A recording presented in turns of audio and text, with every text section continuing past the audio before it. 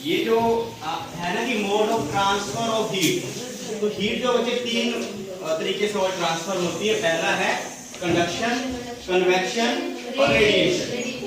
Conduction बच्चे वो तरीका है जिसमें हीट जो है वो डायरेक्ट ट्रांसफर होती है, जिसमें ऑब्जेक्ट हीट के डायरेक्ट कांटेक्ट में है। मुझे बताओ हीट के डायरेक्ट कांटेक्ट में कौन है? ये बीकर, ये ग्लास बीकर। तो ये हीट के डायरेक्ट कांटेक्ट में, तो सबसे पहले कौन गर्म होगा? बीकर। तो जब डायरेक्ट कांटेक्ट में होता है कोई ऑब्जेक्ट और हीट उसमें डायरेक्ट ही ट्रांसफर हो जाए, उसको कहते हैं कंडक्शन। ठीक है। उसके बाद है हमारे पास कन्वेक्शन। अब आप देखेंगे कि पानी इसके डायरेक्ट कांटेक्ट में नहीं है हीट के, उसके बीच में क्या है? ये ग्लास बीकर। इसमें क्या है?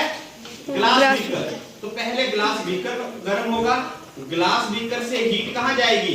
पानी में।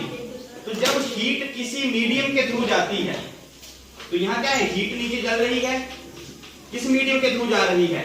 ग्लास के, और अंदर पानी गर्म हो रहा है। इस मीडियम को हम कहते हैं कन्वेक्शन। लेकिन इसके साथ साथ जो ये हीट इस बीकर को, इस पानी को गर्म कर रही है, लेकिन साथ साथ में आपको हीट यहां तक भी महसूस हो रही होगी।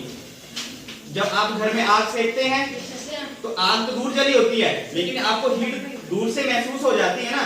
तो जब हीट किसी वेव के थ्रू, पार्टिकल्स के थ्रू ट्रांसफर करती है, तो उसको क्या कहते हैं? In the form of waves transfer करती है, तो उसको कहते हैं रेडिएशन। रेडिएशन में किसी मीडियम की जरूरत नहीं होती। रेडिएशन में हीट को ट्रांसफर होने के लिए किसी मीडियम की जरूरत नहीं होती, वेव्स की फॉर्म में वो अलग ही चली जाती है। इसलिए आप दूर से ही आग सेक लेते हैं। क्यों? वो उस टाइम पे कौन सा मोड ऑफ ट्रांसफर होगा हीट का? रेडिएशन।